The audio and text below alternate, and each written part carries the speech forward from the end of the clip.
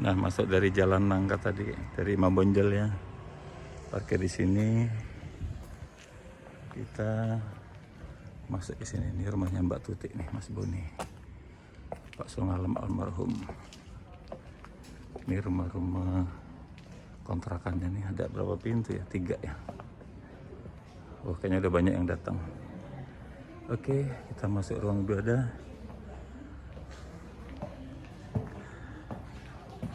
Nah, ruang ibadahnya seperti ini. Tuh. Kita ke dalam ya. Menciptakan manusia untuk menjadi rekannya, maka dia tidak akan pernah mengkhianati apa tujuan awalnya.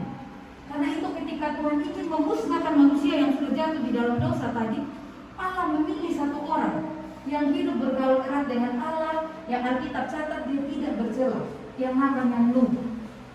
Jadi ketika Tuhan memusnahkan muka bumi ini, Nuh beserta istri, anak-anak dan menantunya, juga beberapa pasang dan hewan-hewan sepasang-sepasang itu diselamatkan oleh Allah.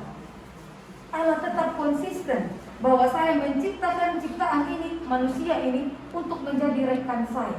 Kami punya tujuan yang sama.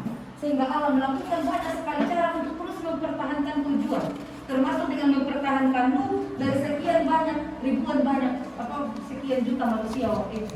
Nuh dipilih Allah. Nah, tetapi setelah Nuh itu dipilih oleh Allah, diselamatkan beserta istri, anak dan menantunya, apakah dunia menjadi baik setelah itu? Ya tidak juga Bapak Ibu. Kalau kita mundur satu pasal ke belakang itu ada kisah tentang Menara Babel. Menara Babel itu adalah sebuah kisah yang mengingatkan kepada kita tentang bahayanya orang-orang yang memuliakan dirinya sendiri. Masih terus manusia berorientasi pada dirinya sendiri.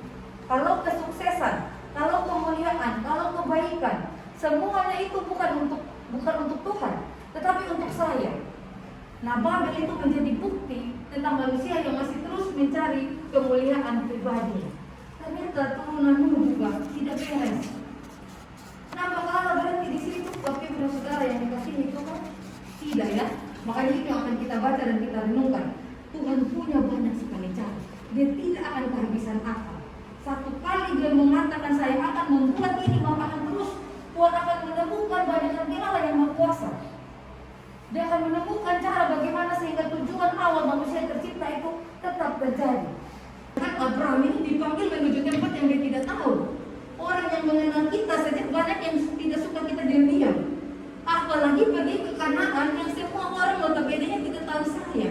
Tiba-tiba saya datang dan mengatakan ini negeri yang Tuhan tunjukkan. Wah, itu akan dibenci sekali oleh banyak orang. Jadi Tuhan tahu bahwa di dunia ini manusia tidak ada yang sempurna.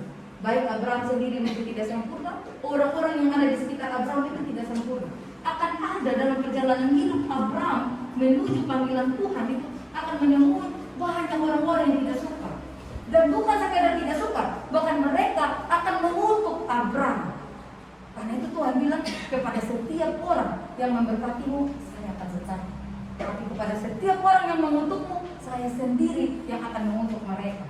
Ini saya tidak bisa menggambar, tapi semoga Bapak Ibu bisa lihat gambar ini.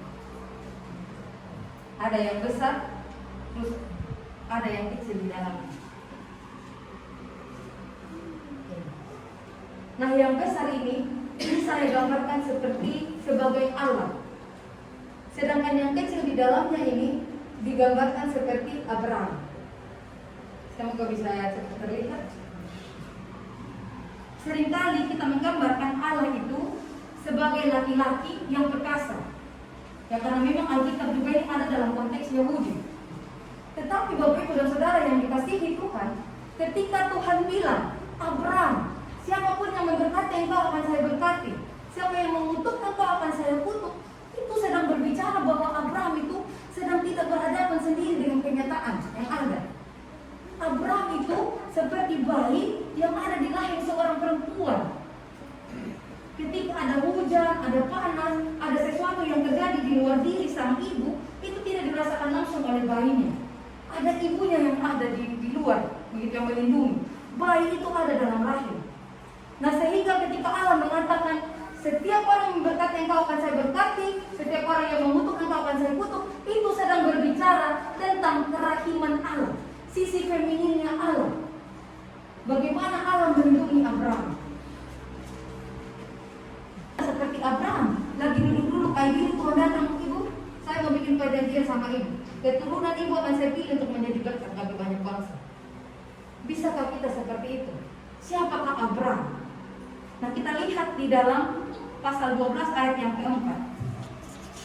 Lalu pergilah Abraham seperti yang difirmankan Tuhan kepadanya.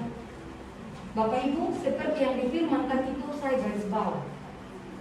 Ketika Abraham ada di Mesopotamia, lalu Tuhan memanggil dia, Abraham pergilah ke Kanaan. Abraham itu tidak tahu sama sekali Kanaan itu seperti apa. Memang kalau kita baca di ayat sebelumnya, sebenarnya ayahnya Terah almarhum itu memang sedang mengajak mereka ke Kanaan. Tetapi mereka tuh baru sampai di Haran, jadi belum tahu Kanaan itu seperti apa. Nah, ketika Tuhan bilang Abraham pergi ke Kanaan, berangkatlah kamu dari Mesopotamia pergi ke Kanaan. Abraham itu langsung pergi melakukan seperti yang diperintahkan Tuhan kepadanya. Ini ayat 4 ini representasi yang menunjukkan siapa Abraham itu sebenarnya. Kenapa di antara sekian juta manusia waktu itu Tuhan memilih Abraham? Bahkan di dalam Ibrani 11 ayat 8 dikatakan Abraham itu memang orang yang terkenal taat kepada Allah walaupun segala sesuatu serba belum jelas. Ini belum jelas ikut kemana ini Kanaan. Saya tadi ke sini mau supaya jangan telat saya pakai Google Maps. Saya diarahkan melalui bambu kuning karena tidak macet. Serta sini Google Maps. Nah, Abraham waktu itu tuh belum ada Google Maps. Jadi belum tahu ancang-ancang itu kalau ke Kanaan nanti pakai ketek kah atau jalan darat terus kah? Kita butuh persiapan air atau tidak, itu belum ada. Belum begitu jelas gambarannya. Sekarang ini kalau kita mau pergi ke Australia misalnya, kita bisa searching. Oh, Australia ini kalau bulan-bulan begini lagi dingin, kita harus bawa jas, kita harus bawa pakaian hangat. Waktu itu tuh belum ada. Tetapi Abraham di ayat yang keempat itu dikatakan bahwa Abraham melakukan seperti yang difirmankan. Nanti kita di perjalanan menuju ke rumah kita tidak tahu. Apa yang menanti kita besok kita tidak tahu. Jangankan besok, 1 detik yang akan datang saja kita tidak tahu. Kalau di Jogja tiba-tiba misalnya ada gempa itu kita tidak tahu. Memang hidup dalam iman itu adalah hidup yang berjalan dalam ketidaktahuan. Justru salah berdosa ketika kita tuh so tahu semuanya. Kalau kita sudah merasa tahu semuanya, ya kita tidak perlu bergantung kepada Allah. Kalau saya sudah tahu, ya udah tinggal saya siapkan jas hujan, tinggal saya siapkan payung, tinggal saya siapkan ini dan itu kunci cadangan. Nah, gitu. Justru Abraham itu ketika dia melakukan semuanya itu sedang dalam ketidaktahuan, tetapi dia melakukannya di dalam iman.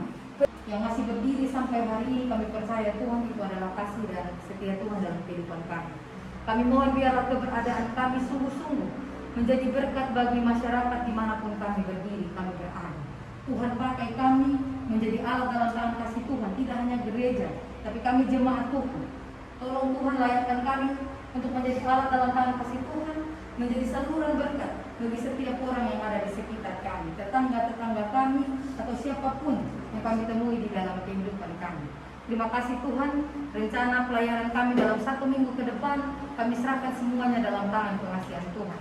Sendiri juga menuju tahun politik tahun 2024, kami serahkan semuanya juga dalam tangan kasih Tuhan.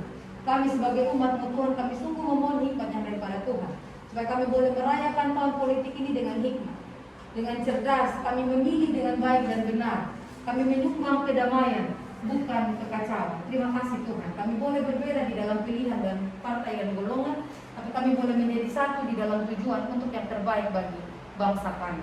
Terima kasih Tuhan, kami berdoa juga untuk setiap jemaat Tuhan yang saat ini sedang berulang tahun, baik ulang tahun kelahiran maupun ulang tahun perkawinan. Mari Tuhan yang menolong mereka, biarlah waktu ini boleh menjadi masa untuk jeda sejenak, menoleh ke belakang melihat kasih setia Tuhan dalam kehidupan mereka. Juga kami berdoa bagi jemaat Tuhan yang berduka, yang sedang kehilangan orang-orang yang mereka kasihi. Mari Tuhan peluk erat mereka, hiburkan mereka, kuatkan mereka. Tuhan sendiri, Roh Kudus Tuhan sendiri yang boleh menolong mereka. Kami pada hari ini makanan kami yang secukupnya, dan ampunilah kami atas kesalahan kami, seperti kami juga mengampuni orang yang bersalah kepada kami. Dan janganlah membawa kami ke dalam pencobaan, tetapi lepaskanlah kami daripada yang jahat. Karena Engkaulah yang mempunyai kerajaan dan kuasa dan kemuliaan sampai selama-lamanya. Amin. Nah, suasana bubaran nih.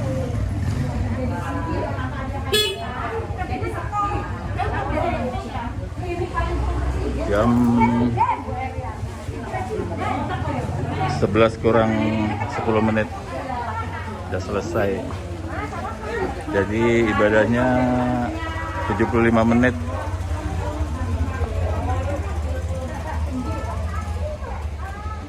Mana si Hana ikut enggak?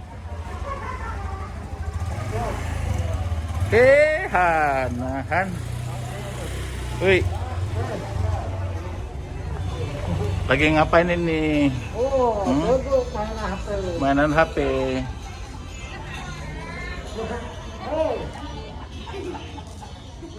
Nah, udah selesai ibadah.